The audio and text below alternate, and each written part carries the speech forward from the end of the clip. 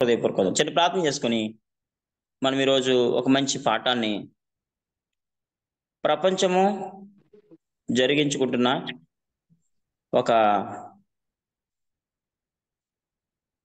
పండుగ లేక దేవుని వాక్యము చెప్పని సంఘటన ఆ విషయానికి వచ్చి కొన్ని విషయాలు మనం ఆలోచించేద్దామండి. దేవుని వాక్యము చెప్పని సంఘటన మనుషులు జరిగించుకుంటున్న పండుగ.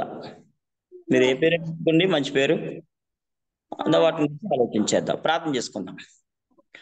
పరలోకమందున మా తండ్రి, మహాపరిశుద్ధుడైన మా దేవ, ఆకాశమునకును భూమికిని ప్రభువా, సర్వోన్నతుల మీకు స్తోత్రాలు. ఇగో మీ గ్రంథం తెరిచి మీ గ్రంథంలో ఉన్న విషయాలను ధ్యానించుకొని పోవచ్చు సహాయం చేయమని.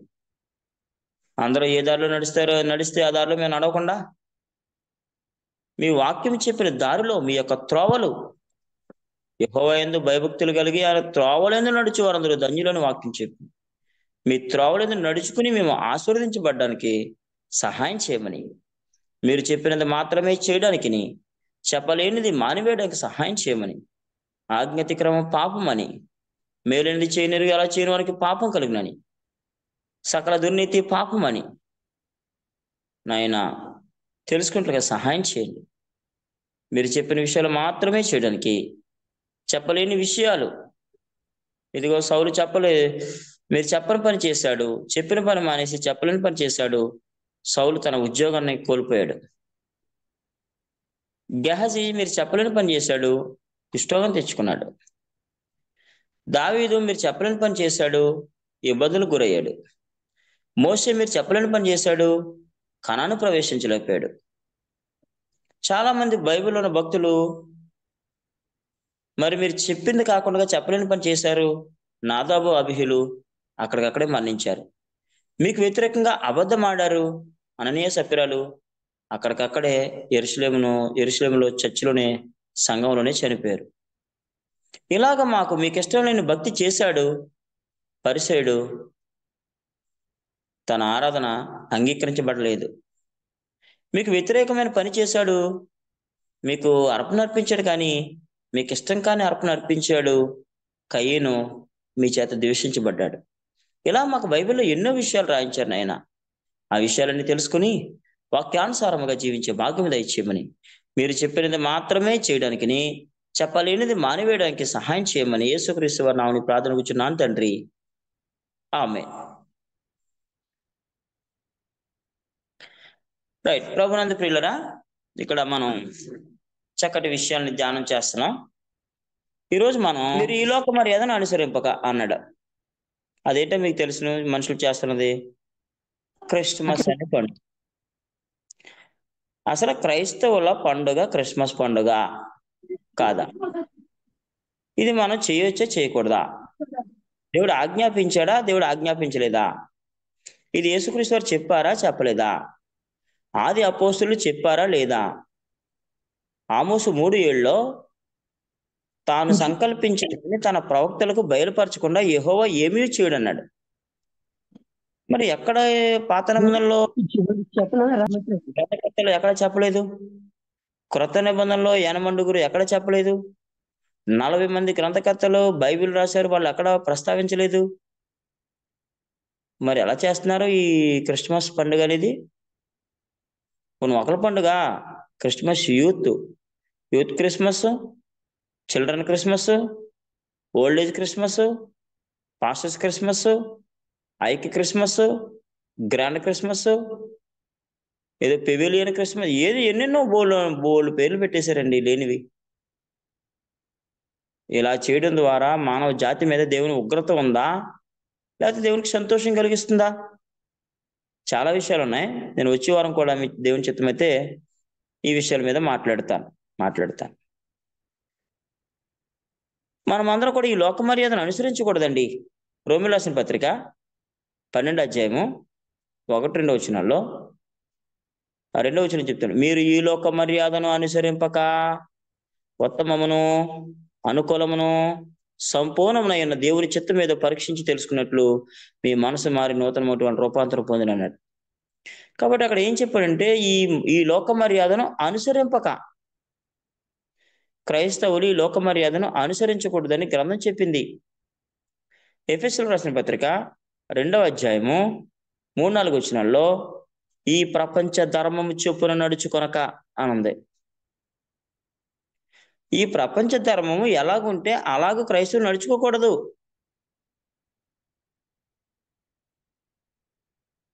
కొరింథీ మొదటి పత్రిక 15-19 వచనంలో ఈ జీవితకాలం మట్టుకే, అంటే ఈ జీవితకాలంలో మనుషులు ఎవరైతే ఏమైతే చెప్పారో అది చేస్తే గనక మనుషులందరికంటే దౌర్భాగ్యులమే ఉంటాం, నిరీక్షణ కోసమే కాదు. కాబట్టి అసలు బైబిల్ ఏం చెప్తుంది? ఈరోజు మన పాఠం ఏంటంటే, దేవుడు వద్దన్నదే మనుషులు చేస్తున్నది. దేవుడు వద్దన్నదే మనుషులు చేస్తున్నది. ఎప్పుడు కూడా దేవుడు వద్దన్నదే మనుషులు చేస్తారండి. ఆదికాండం 3వ అధ్యాయంలో ఈ పండు తినొద్దని చెప్పాడు దేవుడు. ఏం చేశారు వాళ్ళు? తిన్నారు. ఆదాము నువ్వు పండు తినొద్దు అని చెప్పాడు దేవుడు. ఆదాము ఏం చేశాడు? తిన్నాడు. చూసారా? అంటే వద్దన్న పనే చేస్తారన్నమాట మనుషులు ఎప్పుడు కూడా. ఆలోచన చేయండి. వద్దు, కాదు అన్న పనే చేస్తారు. కాదు అంటే అవునంటారు, వద్దు అంటే చేస్తామంటారు మనుషులు. తద్వారా ఏంటి? వద్దన్న పని చేయడం వల్ల ఏంటి? ఉదాహరణకి మీకు ప్రార్థనలో చెప్పారు. సమూయేలు మొదటి గ్రంథం 15వ అధ్యాయంలో మొత్తం అన్ని కూడా తీసే చంపే అమాలేకుని కూడా నాశనం చేసి అని చెప్పాడు. సౌలు చేసిన పని ఏంటి చెప్పండి? అగవరాజుని, గొర్రెల్ని, ఎడ్లని, కొవ్వుని వాటిని బతికించాడు. వద్దన్న పని చేశాడు. చూసారా? అది సమూయేలు మొదటి గ్రంథం 15వ అధ్యాయంలో కనబడుతుంది. మొత్తం అధ్యాయం చదువుకోండి. తర్వాత ఆ 15 అధ్యాయం 22వ వచనం చెప్తూ మాట వినుటయు ఆజ్ఞను గైకొనుటయు శ్రేష్టము అన్నాడు. ఇక్కడ ప్రభునందు ప్రియులారా, లేవియకాండం 10వ అధ్యాయం 1-2 వచనాల్లో నాదాబు అబీహులను కూడా అక్కడ నిత్యము వెలుగుతూ ఉంటది, అందులో తీసి మీరు ధూపం వేయాలి దేవుడికి అని చెప్తే అది కాకుండా వేరొక అన్యాజ్ఞ చెప్పి వాళ్ళు తెచ్చివేశారు. అది చెప్పిన పని చేసినట్టు కాదండి. చెప్పింది చేయలేదు, చెప్పని చేశారు. ఇలాగా దావీదు జనాభాను లెక్కించమని చెప్పలేదు, చెప్పంది చేశాడు. తద్వారా తన శిక్ష తెచ్చుకున్నాడు, తన వాళ్ళకి కూడా శిక్ష తెచ్చిపెట్టాడు దావీదు. బండతో మాట్లాడమన్నాడు. సంఖ్యాకాండం 25లో బండతో దేవుడు మాట్లాడమన్నాడు, కానీ బండ కొట్టాడు మోషే. తద్వారా కనాను ప్రవేశించలేదు. ద్రోహులారా అని అనుమానం లేదు. తన ప్రజలను ఇశ్రాయేలుని ద్రోహులారా అని దేవుడు అనుమానం లేదు అన్నాడు. ఏం చేశాడు? కనాను వెళ్లకుండా చేశాడు, కనాను దేశాన్ని చూడకుండా చేశాడు దేవుడు. అంటే దావీదు మందసాన్ని కహాతీల చేత మోయించాలి, కానీ బండి మీద ఎక్కించి సమూయేలు 2వ గ్రంథం 6వ అధ్యాయంలో బండి మీద ఎక్కించి ఉజ్జా మరణాన కారకుడయ్యాడు. అక్కడ ఉజ్జా చనిపోయాడంటే దానికి కారణం ఎవరో తెలుసండి? దావీదే. కహాతీయుల చేత దేవుని మందసాన్ని భుజాల మీద మోయించకుండా ఫిలిష్తీయుల దగ్గర అన్యాచారం చొప్పున వాళ్ళు ఎలా చేస్తున్నారో అలాగ నేర్చుకుని బండి మీద ఎక్కించాడు మందసాన్ని. ఆ బండి యొక్క ఎద్దు కాలు జారిపోయి ఎద్దు మీద బండి మీద ఉన్న ఆ మందసం పడిపోతుంటే పట్టుకున్నాడు. ఆ మందసాన్ని ఎవడో తాకడానికి వీల్లేదు, కానీ ఉజ్జా తాకిన కారణంగా అక్కడికక్కడే చచ్చాడు. ఆ కారణానికి ఆ ఉజ్జా మరణానికి కారకుడు ఎవరంటే దావీదే. వద్దన్న పని చేశాడు. అంటే సౌలుని సమూయేలు మొదటి గ్రంథం 13వ అధ్యాయంలో సాహసించి అంటే తాను కాని పని తాను చేశాడు. ఇప్పుడు సమూయేలు యాజకుడు ఏం చేయాలి? అర్పణ అర్పించాలి, కానీ ఇక్కడ రాజు ప్రవక్త చేయవలసిన పని రాజు చేశాడు. నేను అర్పిస్తాను, సమూయేలు రావడం లేట్ అయిపోతుంది అని సాహసించి బలి అర్పించాడు సౌలు 13వ అధ్యాయంలో, సమూయేలు మొదటి గ్రంథం 13వ అధ్యాయంలో. అంటే ఇక్కడ ఆలోచించండి, సౌలు దేవుని మాట వినలేదు, దావీదు దేవుని మాట వినలేదు, మోషే వినలేదు, ఆదాము వినలేదు. అనేక మంది స్త్రీలు పెళ్లి చేసుకోవద్దని చెప్పాడు, ఎవరికి? సొలొమోనుకి. వినలేదు. ఏమయ్యారండి విన్న కారణంగా? ఏమయ్యారు? ఊరుకున్నాడా? నా బిడ్డలు కదా పాపం చేశారని ఊరుకున్నాడా దేవుడు? ఊరుకోలేదు. ఆలోచించేయండి. అలాగే గలతీయులకు రాసిన పత్రిక, అసలు విషయానికి వస్తున్నాను నేను. గలతీయులకు రాసిన పత్రిక 4వ అధ్యాయము 10వ వచనంలో, మీరు దినములను, మాసములను, ఉత్సవ కాలములను, సంవత్సరములను ఆచరించుచున్నారు. మీ విషయమై నేను పడిన కష్టం వ్యర్థమైపోయిన మనం మిమ్మల్ని గురించి భయపడుచున్నాం. కాబట్టి పాత నిబంధనలో ఉన్నటువంటి వాళ్ళు ఆ సందర్భం వేరు అయినప్పుడు కూడా ఇక్కడ దానికి పనిచేస్తుంది. మనము దినములను కానీ, మాసములను కానీ, ఉత్సవ కాలములను కానీ, సంవత్సరాలను కానీ ఆచరించకూడదు. మనుషులు చేసుకునేటువంటి ఈ పండగ లేకపోతే క్రైస్ట్ మాస్ అంటే క్రిస్మస్ అసలు బైబిల్లో ఉందా? క్రీస్తును ఆరాధించినట్టుగా, క్రీస్తును పూజించినట్టుగా, క్రీస్తును క్రీస్తుకు పూజలు చేసినట్టుగా బైబిల్లో ఎక్కడన్నా ఉందంటే ఒక సింగిల్ వచనం కూడా వాక్యాధారాలతో హీబ్రూ, గ్రీకు, తెలుగు, ఇంగ్లీష్ భాషల్లో ఎవరు నిరూపించలేరు. కారణం ఏంటంటే లేదు. దాని గ్రంథం 3:28 నెబుకద్నెజరు వీరు దేవుడు పూజార్హుడు. శద్రకు, మేషకు, అబేద్నెగో, దానియేలును దేవుడు పూజార్హుడు. యెహోవా దేవుడు పూజార్హుడు, కానీ యేసుక్రీస్తు పూజార్హుడు కాదు. దానియేలు 3:28. కీర్తన 111:9 ఆయన నామం పరిశుద్ధమైంది, ఆయన నామం పూజింపదగింది అన్నాడు. పూజింపదగిన నామం యెహోవా నామం, ఇంకెవరి నామం కాదు. యేసుక్రీస్తు పూజార్హుడు కాదు. మరి మత్తయి సువార్త 2వ అధ్యాయంలో ఏంటండి అని మీరు చాలా మంది అంటారేమో. ఆలోచించండి. అక్కడ ప్రభుని యేసుక్రీస్తు వారి ఘనతకు పాత్ర. మేము యూదుల రాజుగా పుట్టినవాడు అక్కడ, మేము ఆయన పూజింపవచ్చితమని చెందారు కదా. తప్పు. తూర్పు దేశపు జ్ఞానులు యేసుక్రీస్తుని పూజించడానికి రాలేదు. అసలు పూజ అంటే తెలియదు చాలా మందికి.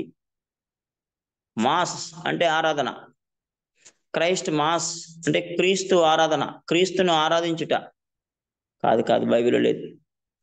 బైబిల్ అక్కడ లేదు. బైబిల్లో క్రీస్తును పూజించిన, క్రీస్తును ఆరాధించిన, క్రీస్తును లెట్రువో పొరుసుకునేవో అనే మాటలు ఉన్నాయి ఆరాధనకి. లెట్రువో అంటే ఊడిగం చేయుట, అంటే వారం అంతా కూడా పనిచేయాల. పొరుసుకునేవో అంటే వారానికి ఒకసారి దేవుణ్ణి ఆరాధించుట. పొరుసుకునేవో, లెట్రువో అనే మాటలను మీరు చాలా జాగ్రత్తగా గమనిస్తే దేవుణ్ణి జీవితంతో, ఆత్మతో, సత్యముతో, ప్రేమతో, ఆత్మారాధన, జీవితారాధన, సత్యారాధన, మహిమారాధన, నిత్యారాధన ఇవన్నీ చేయవలసిన వారమే ఉంటాం. ఇవన్నీ చేయాలి. ఆత్మతో సత్యంతో ఆరాధన అంటే అది. ఆత్మతో సత్యంతో ఆరాధన అంటే పాటల ప్రార్థన, వాక్యం, ప్రభువుల కానుకలు కాదు, చప్పట్ల వాయిద్యాలు కాదు. ఆత్మతో సత్యంతో ఆరాధన అంటే కొత్త బట్టలు ఏమంటే ఇల్లు అడగగానే పండుగ వచ్చేద్దా? కాదు కదా. కాబట్టి అసలు దేవునికి ఏమిష్టం? దేవునికి ఎప్పుడు పండగ? దేవునికి నిజమైన పండగ చెప్పండి. దేవునికి నిజమైన పండగ ఏంటి తెలుసా? దేవా నీ చిత్తం నెరవేర్చు నాకు సంతోషము అన్నాడు. కీర్తనలో 48 7 వచ్చినాడు. యెహెజ్కేలు 18:23 ఏమన్నాడంటే, దుష్టులు మనోన్నతి చేత నాకు ఏమాత్రమైన సంతోషం కలిగిన వారు తమ ప్రవర్తన దిద్దుకుంటే బ్రతుకుటే నాకు సంతోషం అన్నాడు. వాస్తవమైన సంతోషాన్ని మానేసి తుచ్చమైన అభిలాషలకు, ఈ తాత్కాలిక సంతోషాలకు, అల్ప సంతోషాలు ఉంటారు కొంతమంది.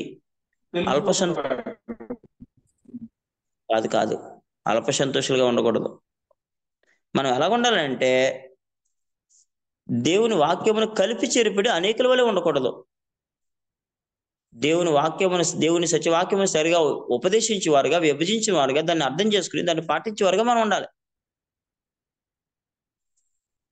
బైబిల్ మనకి ఇచ్చినప్పుడు బైబిల్ ఏం చెప్తుందంటే కొన్ని సలహాలు, సూచనలు ఇచ్చి బైబిల్ మనకి దేవుడిచ్చాడు. ద్వితీయోపదేశకాండం 4వ అధ్యాయము 2వ వచనంలో ఆయన మాటలతో ఏమి కలపకూడదు, ఏమి తీసేయకూడదు అని చెప్పింది. బైబిల్ చదివే ప్రతి ఒక్కరు కూడా ఈ నియమాలు ఖచ్చితంగా పాటించాలా. ద్వితీయోపదేశకాండం 12:32 వచనంలో ఆయన మాటలతో నువ్వు ఏమీ చేర్చకము తీసివేయకము అని చెప్పేశాడు. సామెతలు 30:6 ఆయన మాటలతో ఏమీ చేర్చకము, అప్పుడు నువ్వు అబద్ధికుడు అవుదువేమో అని ఉంది. ఆయన మాటలతో ఏమీ చేర్చకూడదు. యెషయా గ్రంథం 8:20 ఈ వాక్య ప్రకారం వారికి బోధించిన నెల వారికి అరుణోదయం కలగదు అని చెప్పేశాడు. భయం లేదు వీళ్ళకి. ప్రపంచంలో అనేక మంది ఉన్న క్రైస్తవులకి, సేవకులకి, లేకపోతే అనేక మందికి భయం లేదండి. నాకు ఆ మాట చదవగానే భయం వేసేసింది. యెషయా 8:20 ఈ వాక్య ప్రకారము వారు బోధించిన నెలలో వారికి అరుణోదయం కలగదన్నాడు. అబ్బో! కాబట్టి దేవుని యొక్క వాక్యాన్ని మనం నెరవేర్చుకోవాలి. యెహోషువ గ్రంథం 1:5-7 నువ్వు కుడికి గాని ఎడమకు గాని తొలగకూడదు అని చెప్పేశాడు. కుడికి గాని ఎడమకు గాని తొలగకూడదు. నువ్వు ఈ ధర్మశాస్త్ర ప్రకారం బోధింప తప్పిపోకూడదు. అంటే దాని అర్థం ఏంటంటే కుడికి గాని ఎడమకు గాని తొలగకూడదు. అంటే దాంట్లో నుంచి ఏమీ తీసివేయకూడదు, కలపకూడదు అని చెప్పేశాడు. కొరింథీ 2:17 దేవుని వాక్యమును కలిపి చెరిపిడి అనేకుల వలె ఉండక అన్నాడు. కలిపితే చేర్పబడిపోద్ది. కలిపితే చెడిపోద్ది, చెరపబడిపోద్ది. కలపకూడదు. ఆకాశం భూమి గతించిన కానీ నా మాటలు ఏమాత్రం గతించవు అన్నాడు. దేవుని మాటలని అవి గతించిన మాటలు. అవి చాలా జాగ్రత్తగా యెహోవా మాటలు పవిత్రమైనవి, అవి మట్టి మొసలు 7 మార్లు ఊదిన వెండి అంత పవిత్రం అన్నాడు. కీర్తన 12:6 అంటే యెహోవా మాటలు చాలా కాంక్రీట్ గా ఉంటాయి, చాలా స్థిరంగా ఉంటాయి. తిమోతి 2:15 దేవుని ఎదురు యోగ్యుని గాను, సిగ్గుపన్నక్కర్లేని పనివాని గాను, సత్యవాక్యమును సరిగా విభజించవాని గాను నిన్ను నీవే దేవుని కనపరుచుకుంటూ జాగ్రత్త పడమన్నాడు. సత్యవాక్యమును rightly dividing the word of God అన్నాడు. Rightly dividing the word of God. Dividing పనసకాయ డివైడ్ చేయాలి చాలా బాగా. చాకచక్యం కలిగిన వాళ్ళు సరిగ్గా కొయ్యగలరు నూనె రాసుకుని చేతులకి. ఒక టైలర్ ఒక షర్ట్ పెట్టి చాలా చక్కగా కట్ చేస్తాడు. అలాగే దేవుని యొక్క వాక్యాన్ని కూడా మనం విభజించాలి. ఈనాడు చాలా మందికి విభజన తెలీదు, ఉపదేశం తెలీదు. కాబట్టి నేను లేని విషయాలు బైబిల్లో చెప్పను, కానీ దేవుని యొక్క వాక్యం చెప్పిన రీతిగా కాకుండా చెప్పని రీతిగా మాత్రం చేస్తే, దేవుడు చెప్పినవి మానేసి చెప్పనివి మాత్రం చేస్తే దేవునికి చాలా కోపం వస్తుంది, ఉగ్రత వస్తుంది. దాన్ని ఎవడు తట్టుకోలేడు, నాతో మీతో అందరూ కూడా. కాబట్టి ప్రభునందు ప్రియులారా, నేను ప్రేమతో మీకు చెప్పేది ఏంటంటే ద్వితీయోపదేశకాండం 4:2, 12:32, యెహోషువ 1:5-8, యెషయా 8:20 మళ్ళీ చెప్పిన వాక్యాలు మళ్ళీ చెప్తున్నాను. ఇవన్నీ చదివితే దేవుని వాక్యానికి మనం కలపం తీసేయం. ప్రకటన గ్రంథం 22:18-19 కూడా ఈ ప్రవచన వాక్యం నువ్వు కలపకూడదు, తీసేయకూడదు. కలిపితే తీసేస్తే వచ్చే నష్టం ఏంటి కూడా చెప్పాడు. పేతురు 2:3-16 దేవుని యొక్క వాక్యాన్ని అపార్థం చేయకూడదు స్వకీయ నాశనానికి. దేవుని వాక్యాన్ని అపార్థం చేయకూడదు స్వకీయ నాశనానికి. అర్థం చేసుకోవడానికి ప్రయత్నం చేయాలి తప్ప రాకపోతే అపార్థం చేయకూడదు. అంటే దేవుని వాక్యానికి కలపకూడదు, తీసేయకూడదు. ఇంకో విషయం చెప్తాను మీకు. పరిశుద్ధాత్మకు విరోధముగా మనిషి కుమారునికి విరోధంగా మాట్లాడడానికి పాపక్షమాపణ ఉంది, కానీ పరిశుద్ధాత్మకు విరోధంగా మాట్లాడడానికి పాపక్షమాపణ లేదండి. అంటే యెహోవా దేవునికి ఎవరైతే విరోధంగా మాట్లాడతారో వాళ్ళకి పాపక్షమాపణ లేదండోయ్, మర్చిపోకండి. పాపక్షమాపణ లేదు. యెహోవా పేరుని ఎవరైతే ఉచ్చరించరో, యెహోవాని ఎవరైతే పూజించరో, యెహోవాను తప్ప వేరొకను అనుసరించి వానికి శ్రమలు విస్తరించును అన్నాడు. ఈ ప్రపంచంలో క్రిస్మస్ చేసే వాళ్ళందరికీ కూడా ఖచ్చితంగా శ్రమలు విస్తరిస్తాయి. చేయడం మానేయండి, చేయకూడదు. ఎందుకు చేయకూడదు? ఇగో ఇప్పుడు దాకా చెప్పాను కదా, నా వాక్యాలు ఏమి కలపకూడదు, నన్నుగా నమ్మండి, నా వాక్యానికి ఏమి కలపకుండా తీసేయకండి అని వాక్యం చెప్పింది. ఎఫెసీ పత్రిక 4:20 ఆయన అందరి సత్యము ఉన్నది ఉన్నట్టుగా బైబిల్ చదివితే బైబిల్లో ఒక్కసారి కూడా మీకు క్రిస్మస్ అనే పదం తెలుగులోను, ఇంగ్లీష్లోను, హిందీలో ఏ భాషలో కూడా కనబడదా? మరి చెప్పనివి ఎలా చేస్తున్నారు? చెప్పని పండుగలో చెప్పని విషయాలు మీరు ఎలా చేస్తున్నారు? చెప్పినవి చేయడం ఎంత ముఖ్యమో, చెప్పనివి చేయకుండా ఉండడం కూడా అంతే ముఖ్యం. ఉదాహరణకు అంటే అర్థం నేను చెప్తున్నాను. క్రిస్మస్ అంటే, క్రైస్ట్ మాస్ అంటే క్రీస్తు ఆరాధన. ఎక్కడుంది? క్రీస్తుని ఆరాధించినట్టుగా బైబిల్లో ఎక్కడుంది? మరి బంగారం సాంబ్రాణి బాణం ఇదేంటండి? లోకసువార్త 1 అధ్యాయం ఏంటి, 2 అధ్యాయం ఏంటి? మరి మత్తయి సువార్త 2 అధ్యాయం ఏంటి? నేను అంటాను, మరి ఆదికాండం 2 అధ్యాయం ఏంటి? ఆదికాండం 1 అధ్యాయం 26 నుంచి 28 వచనాలు ఏంటి?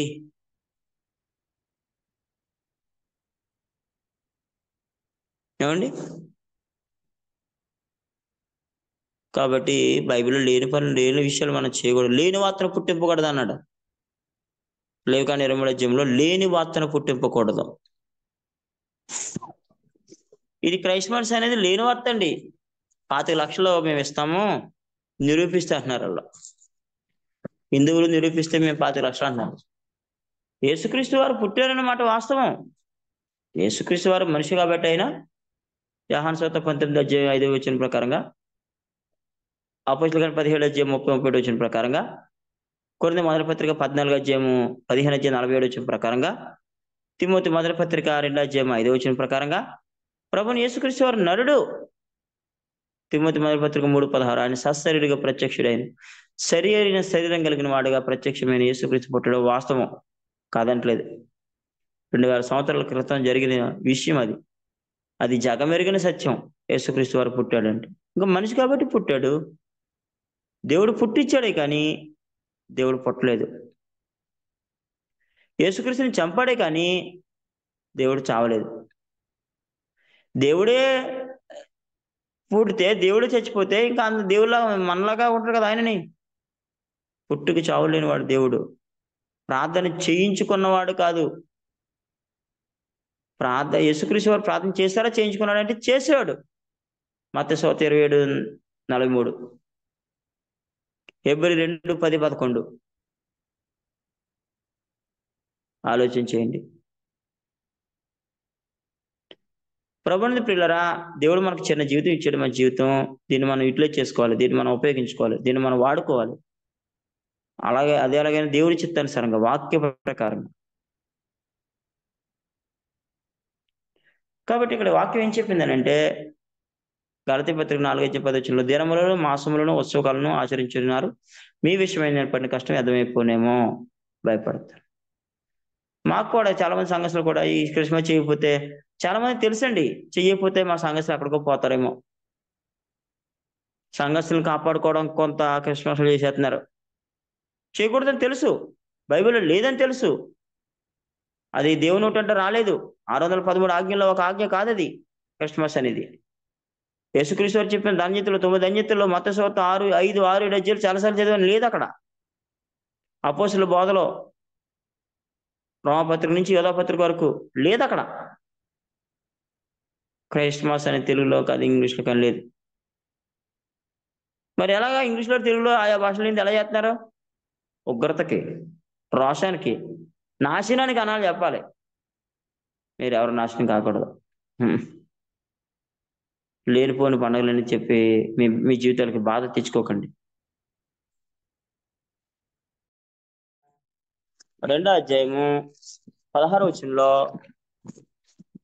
మీకు పండుగ, అమావాస్య, విశ్రాంతి దినం అనే వాటి విషయంలో మీరు ఎవరికి అవకాశం ఇవ్వకుండా అని చెప్పేసింది. పండుగ, అమావాస్య, విశ్రాంతి దినం అనే వాటి విషయంలో మీరు ఎవరికి అవకాశం ఇవ్వకుండా అని చెప్పేసింది గ్రంథం. కొలస్సీ పత్రిక 2వ అధ్యాయము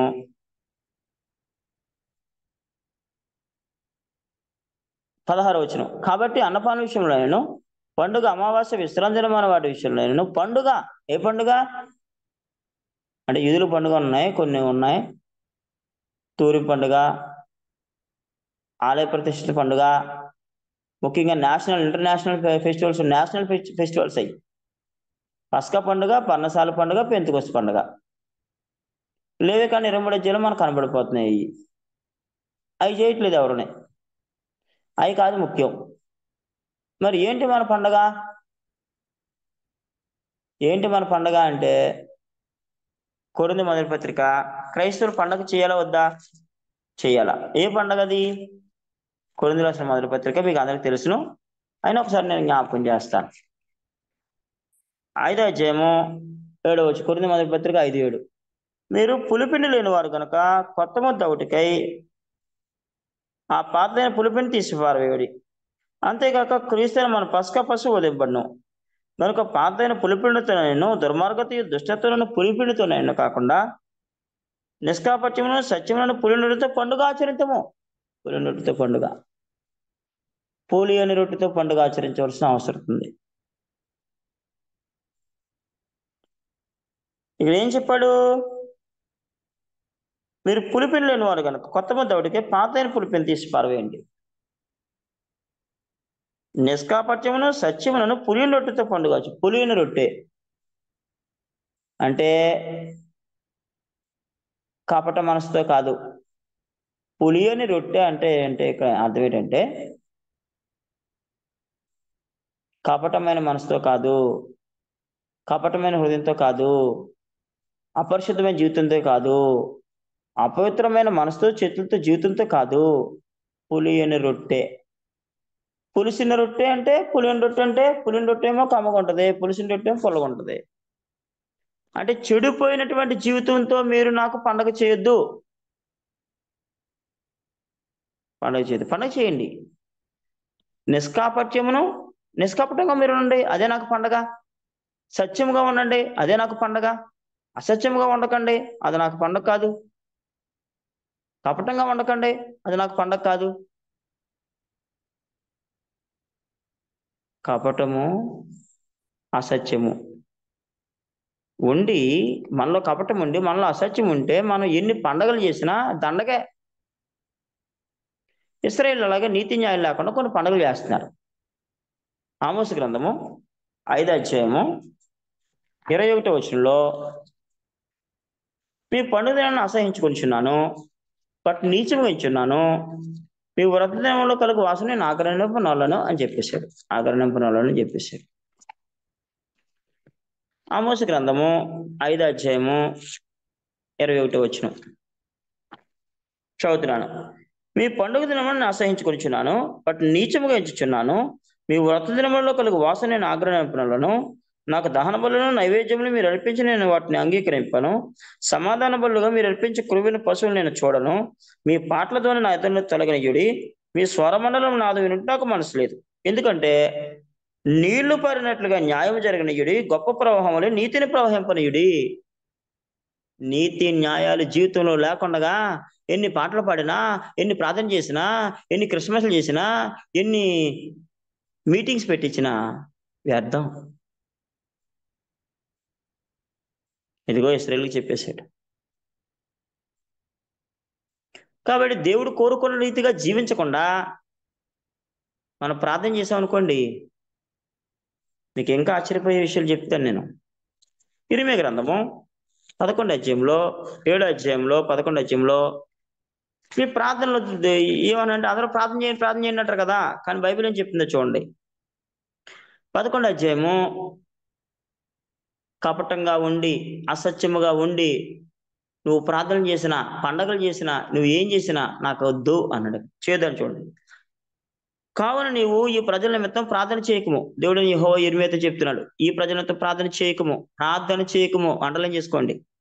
వారి నిమిత్తము మర్ర పెట్టకము అండర్లైన్ చేసుకోండి. ప్రార్థన చేయకము మళ్ళీ అండర్లైన్ చేసుకోండి. వారు తమ కీడును బట్టి నాకు మొర పెట్టినప్పుడు నేను వినను. మన జీవితాల్లో నీతి న్యాయం లేకుండా, ఉపకార ధర్మాలు చేయకుండా, విశ్వాసము నిరీక్షణ ప్రేమాలు లేకుండా, కపటం కలిగి ఇస్కరియోతీయులాగా, గెహజీలాగా, అసత్యంగా షద్రకు క్షమించండి, అననీయ సప్పిరల వలె, నాదాబు అబీహుల వలె అసత్యమైన జీవితం జీవించి పండగ చేసినా, ఆరాధన చేసినా, పూజ చేసినా, నువ్వు ఎన్ని మత సంబంధమైన కార్యక్రమాలు చేసినా వ్యర్థము, వ్యర్థము, సమస్తము వ్యర్థమే అంటాడు దేవుడు. వ్యర్థం. ఇక్కడ చూడండి, నీళ్లు ఆమోస్ గ్రంథంలో కదా, నీళ్లు ప్రవహించినట్లుగా, గొప్ప ప్రవాహం వాళ్ళగా నీతి న్యాయాలు. మళ్ళా 7వ అధ్యాయంలో, ఇర్మీయా గ్రంథం 7వ అధ్యాయంలో మరొక విషయం చెప్పుకొచ్చాడు.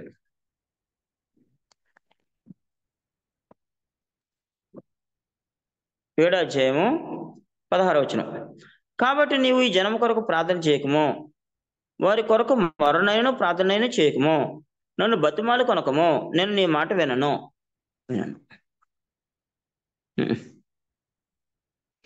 ఈ రోజు క్రిస్మస్ చేసే వాళ్ళందరితో కూడా దేవుడు చెప్పే మాటలు ఏ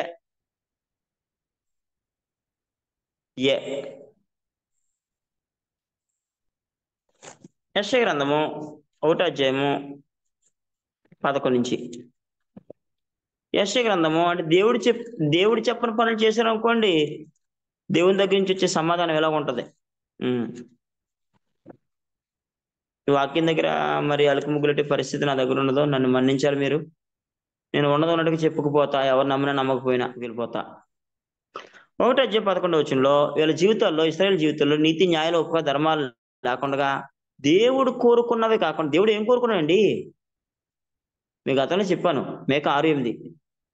న్యాయంగా నడుచుకుంటూ, కనికరం ప్రేమించుటూ, దీన మనసు కలిగి నీ దేవుని ప్రవర్తించే కదా యెహోవా నిన్ను అడుగుతున్నాడు. ఇందులో క్రిస్మస్ అనే పదం ఏది? యూత్ క్రిస్మస్ ఏది? పాస్టల్ క్రిస్మస్ ఏది? చిల్డ్రన్ క్రిస్మస్ ఏది? డాన్సులు అయ్యి ఉన్నాయా? యెషయా 5:7లో ఆయన న్యాయం కావాలని చూడగా రోదనమైన వాడు, నీతి కావాలని చూడగా బలత్కారం కనబడు. నాకు న్యాయం కావాలి, నీతి కావాలి అంటే నేను పండగ చేస్తానంటావు. నీ కొత్త బట్టలు ఎవడకు కావాలి? నీ ఫ్రూట్స్ ఎవడకు కావాలి? నీ కానుక ఎవడకు కావాలి? ఈ క్రిస్మస్ తాత ఎక్కడి నుంచి వచ్చాడు తాత? క్రిస్మస్ తాత ఏంటి? బైబిల్లో ఉందా? మీకు ఇంకోటి చెప్పనా? అసలు రక్షకుడు ఎవరో బైబిల్లో? రక్షకుడు అంటే ఎవరో? తీతు పత్రిక 3వ అధ్యాయము 4వ వచనంలో మన రక్షకుడైన దేవుని యొక్క దయయు, మానవులైన ఆయనకున్న ప్రేమయు, మన రక్షకుడైన దేవుని యొక్క దయ ఆనంద. బైబిల్లో మన రక్షకుడు దేవుడని యెహోవా, యేసుక్రీస్తు వారు కూడా కాదు, మర్చిపోకండి. తిమోతి మొదటి పత్రిక 1వ అధ్యాయం 1వ వచనంలో మన రక్షకుడైన దేవుని యొక్క ఉందండి. తిమోతి మొదటి పత్రిక 2:3లో మన రక్షకుడు దేవుని దృష్టికి అనుకూలమైనది అని ఉందండి. తిమోతి మొదటి పత్రిక 4:10 వచనంలో మనుషులందరికీ రక్షకుడును, మరి విశేషంగా విశ్వాసులకు రక్షకుడైన జీవము గల దేవుని ఎందుకు మనం నిరీక్షించి ఉన్నామని. జీవము గల దేవుడు మనుషులందరికీ రక్షకుడు. మర్చిపోకండి రా, మీరు చాలా ధన్యులు. కాబట్టి అసలు రక్షకుడు ఎవరు? నేను రక్షించేవాడిని అనే యెషయా గ్రంథంలో చెప్తుంటే, అది రక్షకుడు అనేది ఒక టైటిల్, దేవుడు పెట్టిన టైటిల్. అది ఒక బిరుదు. యేసు అనగా, క్రీస్తు అనగా, అభిషక్తులు అనగా, ప్రధాన యాజకులు అనగా, ఇవన్నీ టైటిల్స్ అండి. యేసుక్రీస్తు వారు కలిగిన టైటిల్సే కానీ ఆయన దేవుడు కాదు. ఆయన దేవుడు కాదు. ఆయన పూజారుడు కాదు. యేసుక్రీస్తు సృష్టికర్త కాడు. యేసుక్రీస్తు తండ్రి కాడు. యేసుక్రీస్తు యజమానుడు కాదు. యేసుక్రీస్తు అల్టిమేట్ రక్షకుడు కాదు. తండ్రి కాదు, దేవుడు కాదు, సృష్టికర్త కాడు. మరి ఎవరు? సేవకుడు. అపోస్తలుల 4:23-30 వచనంలో ప్రధాన యాజకుడు. 3వ అధ్యాయం హెబ్రీ పత్రిక 3:1 వచనం.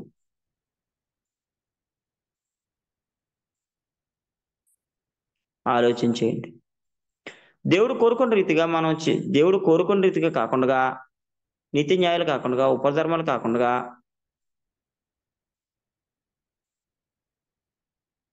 ఆయన ఏం కావాలని కోరుకోనంటే దేవుడు ఇంకానే దేవుడు కోరుకునే విషయాలు చెప్తున్నాను మీకు.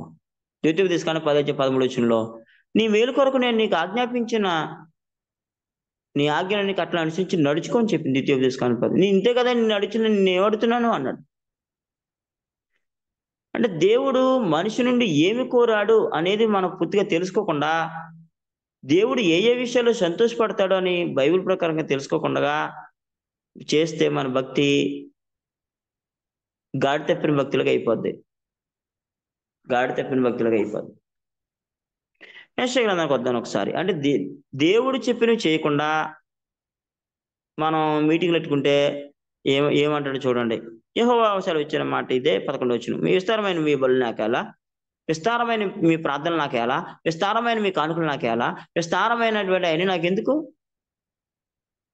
నాకు కావాల్సింది నాకివ్వకుండగా విస్తారమైనప్పుడు నేను ఎండలో వచ్చానండి, నాకు మంచిలు కావాలి. మంచిలు కలితే మంచిలు ఇస్తలేదు. పాలు ఇస్తున్నారు, టీ ఇస్తున్నారు, అవి ఇస్తున్నారు, ఇవి ఇస్తున్నారు కానీ మంచిలు ఇవ్వట్లేదు. నాకు అవసరం ఏంటి? నాకు మంచిలు కావాలి. ఎందుకంటే నేను అలసిపోయి వచ్చాను. ప్రభుని యేసుక్రీస్తు వారు కూడా అలసిపోయినప్పుడు ఆ సమరయ దగ్గర మంచిలు అడగలేదా?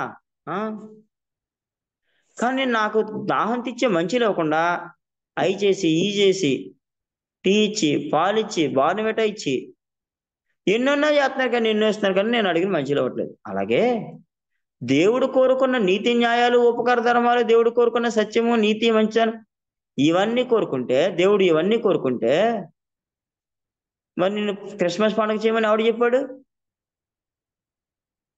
ఎవరు చెప్పారు మీకు?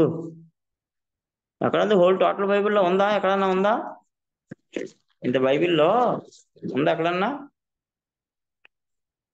లేదు లేదు. దేవుని ఉగ్రత గురైపోకండి. చాలా మంది గురైపోయి చెప్పాను కదా, ప్రార్థనలు చేశాను, బయట కూడా చేశాను. క్రైస్తవులు పిచ్చి పిచ్చి డ్రామాలు ఆడుతున్నారు దేవుని దగ్గర. దేవునితో పెట్టుకుంటే జీవం గల దేవుని చేతిలో పాటు భయంకరమైన సంగతి మర్చిపోయారు. ఆదాము మమ్మల్ని నెట్టివేసాడనే సంగతి మర్చిపోయారు చాలా మంది క్రైస్తవులు. నవ కుటుంబం తప్ప మిగతాంతా జల సమాధి చేసిన మర్చిపోయారు మనుషులు. అననీయ సప్పిరాన్ని చంపేసిన సంగతి మర్చిపోయారు. నాదబు అబీహులను చంపేసిన మర్చిపోయారు. మర్చిపోకూడదండి. గతం మర్చిపోకూడదు. వాక్యాన్ని మర్చిపోకూడదు. గతాన్ని మర్చిపోకూడదు. విస్తారమైన మీ బలు నాకు ఎలా దహన బలు ఒక పొట్టేలను బాగా మేపిన తోలు క్రొవ్వును నాకు ఇది అక్కసమైపోయింది. కోడి రక్తమైనను, గొరుపు రక్తమైనను, మేకపోతు రక్తమైన నాకు ఇష్టం లేదు. దోషమునకు ప్రాయశ్చిత్తం పొందట్లేదు. నేను రోజు మీకు మారు మనసు ఈరోజు చెప్దాం అనుకున్నాను కానీ మరొకసారి చెప్తాను ఖచ్చితంగా. మారు మనసు, పశ్చాత్తాపము, ప్రాయశ్చిత్తము, పరిహారము. అద్భుతమైన మాటలు, 4 మాటలు. ప్రాయశ్చిత్తము, పరిహారము, పశ్చాత్తాపము, మారు మనసు. ఈ 4 మాటలు చాలా గొప్పవి. చెప్తాను మీకు 4 వివరిస్తా. అయితే ఇక్కడ చదివేస్తాను. నా సన్నిధి కనబడి మీరు వచ్చినారే, నా ఆవులను తొక్కుటకు మేము రమ్మన్నవాడు ఎవడు? దేవుని భయభక్తులు కలిగి ఉండి లేకుండా వాక్యాన్ని పక్కన పెట్టి మన కార్యకలాపాలు చేసుకుంటే దేవుడు ఉంచండి. నా ఆవులను తొక్కడం మేము రమ్మన్నవాడు ఎవడు? మీ నైవేద్యం వేద్దాం, అది నాకు అసహ్యం పుట్టించి దోపార్పణం, దాని నెకను తేకుడి.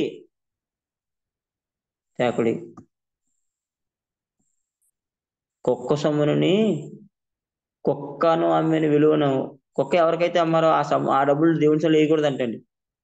పడుపు సొమ్మును అన్నాడు. అంటే వ్యభిచారం చేత పట్టబడిన స్త్రీ సంపాదించిన డబ్బుల్ని కూడా కానుకలు వేయకూడదంటండి. తేకుడి అన్నాడు. తేకుడి, రాకుడి అన్నాడు యేసుక్రీస్తు. మత్తయి 8:8 ఒక వ్యక్తి వచ్చి, బోధకుడా నువ్వు ఎక్కడికి వెళ్ళినా అక్కడికి వస్తాను, నువ్వు రావద్దమ్మా, రావద్దు. ఎందుకంటే తెలుసు వాడు ఎలాంటి మనసు కలిగి ఉన్నాడో. యేసుక్రీస్తు వారు జీవితం ఎలా ఉందో దేవుడే దానికి పరిష్కారం. కాబట్టి ఇక్కడ ఏం చెప్పంటే అమావాస్య విశ్రాంతిలో సమాజ కూడా ప్రకటన జరుగుతున్నవి. పాపులు గుంపుకున్న ఉత్సవ సమాజం నేర్చాలను. పాపులు గుంపుకున్న ఉత్సవ సమాజం అది ఎవరికి అంటే అనేక మంది క్రిస్మస్కి బోర్డు మొదలవుతున్నారు కదా, ఎవరు వస్తున్నారు? పాపులు గుంపుకున్న అన్నది వాక్యం. మరి పరిశుద్ధులు గుంపుకున్నా పాపులు గుంపు కూడితేనే ఎలా ఉందంటే పరిశుద్ధుల గుంపు కూడితే, అందుకనే తరలి రండి ఐక్య క్రైస్తవులారా, తరలి రండి అంటున్నాను. దేవుని చిత్తం.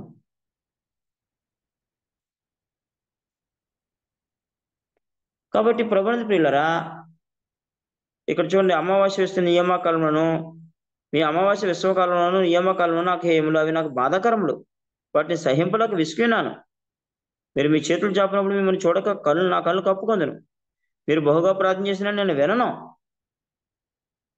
మీ చేతులు రక్తంతో నిండినవి. ఎందుకునో చెప్పేశాడు. మీ చేతులు రక్తంతో నిండి ఉన్నవి. మిమ్మల్ని కడుక్కోండి, శుద్ధి చేసుకోండి. మీ దుష్క్రియలు నాకు కనబడకుండా వాటిని తొలగింపుడి. కీడు చేయటం అని మేలు చేయనేర్చుకోండి. కీడు చేయటం అని మేలు చేయనేర్చుకోండి. చూసారా? కాబట్టి వద్దు అంటున్నాడండి, తేవద్దు. చెప్పొద్దు. నా వాక్య ప్రకారంగా నువ్వు జీవించకపోతే నా మాటలు నువ్వు చెప్పొద్దు అన్నాడు. కీర్తన గ్రంథము 50వ కీర్తన 17వ చరణంలో ఈ మాటలు ఉన్నాయి. కీర్తన గ్రంథము 50వ కీర్తన 17. నీకేం పని? 16. భక్తిహీనతో దేవుడు ఎట్లు సెలవిచ్చున్నాడు. ఎవరితోని? భక్తిహీనులతో. క్రిస్మస్ చేసే వాళ్ళందరూ కూడా భక్తిహీనులే. ఎందుకు చేయకూడదు? దేవుడు ఎక్కడ చెప్పలేదండి. యేసుక్రీస్తు వారు ఎక్కడ చెప్పలేదండి. అపోస్తులు అక్కడ ప్రస్తావించలేదండి. 40 మంది గ్రంథకర్తలు అక్కడ రాయలేదండి. బైబిల్లో లేనిది మనం చేయడానికి వీల్లేదండి. Where the Bible speak we speak, where the Bible silent we silent అని శ్లోకం చెప్పే కదండి మనం బైబిల్ బాప్తిసం పొందాం. ఎప్పుడా? మనం ఎన్నాళ్ళ నుంచి సేవ చేస్తున్నాం? ఇప్పుడా ప్రశ్నించడం? ఎంతో పొరపాటు చేస్తాం. ఆలోచించండి.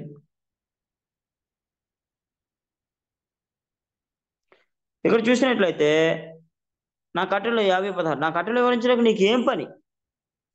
నా నిబంధన నోట వచించదవేమి? దిద్దుబాటు నీకు అసహ్యము కదా. నీవు నా మాటలను వెనుకకు త్రోసి వేసేదవు. నీవు దొంగను చూసినప్పుడు దాంతో ఏకీవించదు.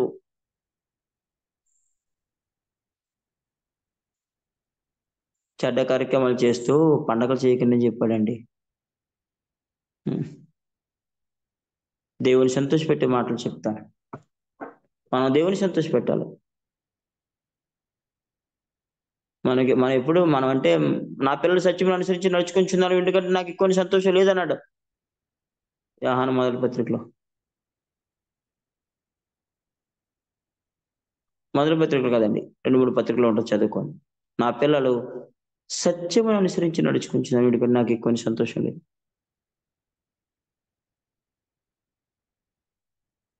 ఇదిగో కీర్తన గ్రంథంలో వద్దు, తేకండి, రావద్దు, చెప్పొద్దు.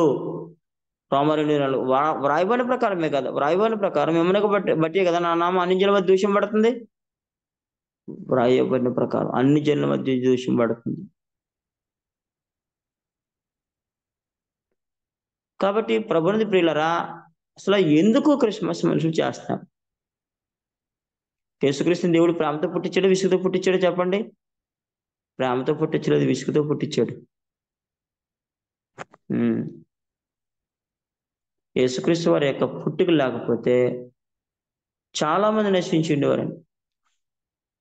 ఇశ్రాయేలు కొరకు పుట్టాడు, మనుషులందరి కొరకు చనిపోయాడు. అపోస్తలుల గారు 3:23లో 13:23లో ఇశ్రాయేలు కొరకు పుట్టాడు. హెబ్రీ 2:9లో ఆయన దేవుని కృప వలన ప్రతి మనుషుని కొరకు మరణం అనిపించాడు.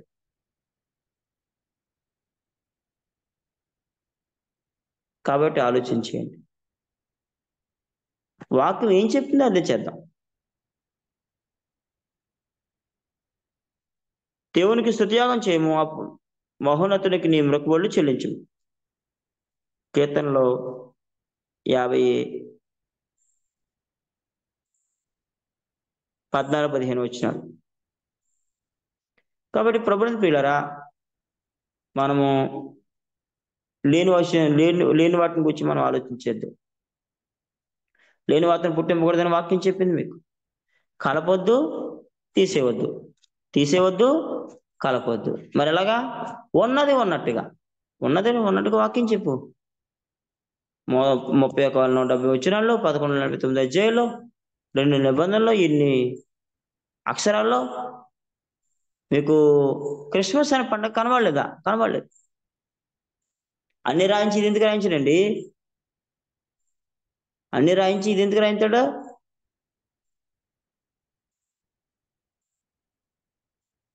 కాబట్టి ఆలోచన చేయండి. నేను ముగించేస్తున్నాను. సమయం చాలా 8:52 అయిపోయింది. సామెతల గ్రంథము, అందుకే దేవుడు ఏమన్నాడో చూడండి.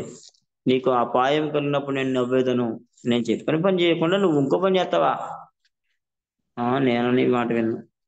26 సామెతలు 1:26 కాబట్టి మీకు అపాయం కలిగినప్పుడు నేను నవ్వేదను. మీకు భయం వచ్చినప్పుడు నేను అపహాస్యం చేసేదను. భయం మీద భయం మీ మీదకు తుఫాను వలె వచ్చినప్పుడు, సుడిగాలి వచ్చినట్లు మీకు అపాయం కలిగినప్పుడు, మీకు కష్టమైన దుఃఖమును ప్రాప్తించినప్పుడు నాశనం చేసేద్దాం. మీకు కష్టమైన దుఃఖమును ప్రాప్తించినప్పుడు నేను అపహాస్యం చేసేదను. మీకు అప్పుడు వారు నన్ను గురించి మొరపెట్టుదురు గాని నేను ప్రత్యుత్తరం ఇయ్యకుందును. నన్ను శ్రద్ధగా వెదకుదురు గాని నేను వారికి కనబడకుందును. మీ ఇష్టానుసారమైన పనులన్నీ మీరు చేసుకొని నాకు భక్తి చేస్తే, నాకు ప్రార్థన చేస్తే నేను వింటాననుకున్నారా అంటున్నాడు. కాబట్టి ఆలోచన చేయండి. ఇప్పుడు దాకా మనం చెప్పుకున్న విషయాలన్నిటిలో కూడా క్రిస్మస్ చేయమని ఎక్కడన్నా ఉందా? ఆత్మతో సత్యంతో ఆరాధన అంటే ఏంటండి అసలని? గొప్పగా, ఆత్మ అంటే గొప్పతనం. ఆత్మ అంటే దేవుని కృప. ఆత్మ అంటే దేవుని యొక్క సహాయం.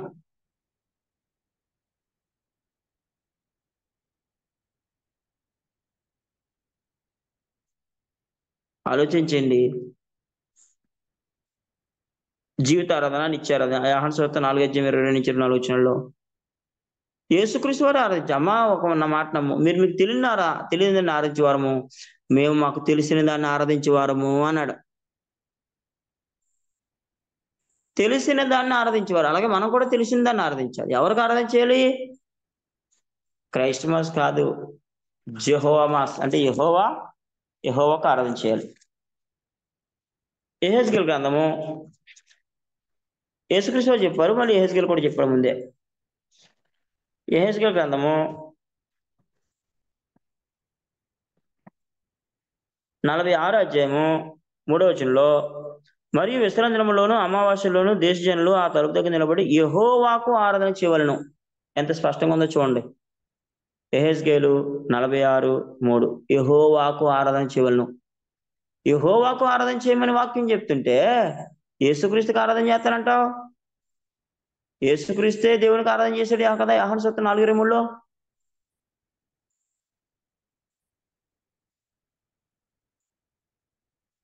ఆలోచించేయండి. యెహోవాకు ఆరాధన చేయాలి.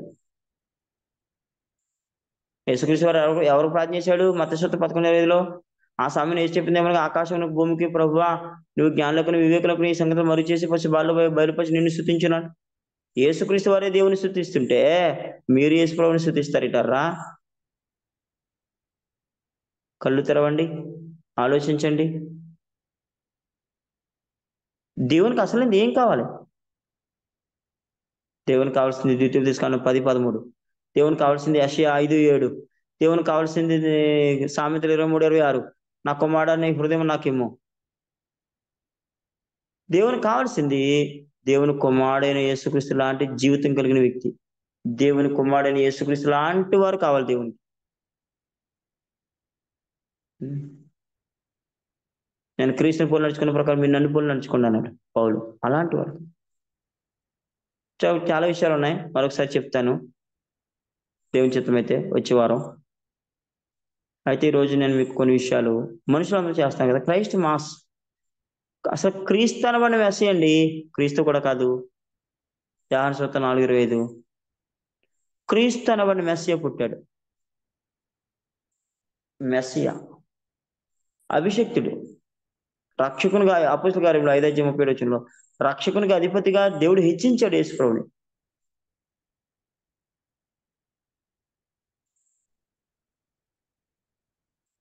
ఆలోచించేయండి. కాబట్టి ఈ విషయాలు ఇలా ఉన్నాయి. ఇంకా చాలా విషయాలు ఉన్నాయి. బైబిల్ చదివే వాళ్ళకి చెప్పింది కదా, బైబిల్ కొన్ని హెచ్చరికలు ఇచ్చిందని, అవి కూడా చెప్పాను. అయితే మనం లొట్టులో పొడుచుకునేవో రెండు ఆరాధన చేయాలి. ఒకసారి ఆరాధన చేసి మనం అనేక మందికి నేర్పించవలసిన వారమై ఉన్నాం.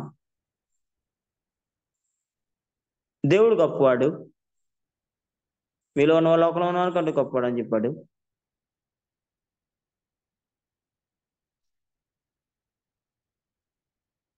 నా తండ్రి అందరికంటే గొప్పవాడు, నా తండ్రి నాకంటే గొప్పవాడు అని చెప్పాడు. మత్తయి యోహాను సువార్త 10:38, 10:28, 14:29. నా తండ్రి నాకంటే గొప్పవాడు, నా తండ్రి అందరికంటే గొప్పవాడు అని చెప్పాడు. కాబట్టి విషయాలు ఎలా ఉన్నాయి? వినేసి వదిలేసే వారం కాకుండా మనందరం వాక్య ప్రకారంగా ఉండేవారుగా ఉందాం. కాబట్టి కొలసి పత్రిక ప్రకారంగా కొలసి 4:16 నుంచి 2:16 నుంచి చివరి వరకు 4:10 ఇంకా అనేకమైన వాక్యాలను బట్టి పరిశుద్ధ గ్రంథం క్రైస్ట్ మాస్ని సపోర్ట్ చేయలేదు. క్రైస్ట్ అంటే క్రీస్తు, మెస్సియా అభిషక్తుడు, మాస్ అంటే ఆరాధన, క్రీస్తుని ఆరాధన చేయకూడదు. మరి దాని పూర్తి వివరంగా అన్ని చెప్తాను, నేను వచనంతో చెప్తాను. యెహోవాకు ఆరాధన చేయాలని యేసుక్రీస్తు వారే చెప్పారు. దేవుడు ఆత్మ కనుక ఆయన ఆరాధించేవారు ఆత్మతోనూ సత్యంతోనూ ఆరాధించాలని ఆయనే చెప్పాడు. కాబట్టి ఇంకో దేవుడు నేను తప్ప వేరొక దేవుడు నీకు ఉండకూడదని ఆయనే చెప్పాడు. కాబట్టి మనం వేరొక ఆలోచన కలిగి ఉండకూడదు. మంచి ఆలోచన కలిగి ఉండాలి తప్ప చెడ్డ ఆలోచన కలిగి ఉండకూడదు.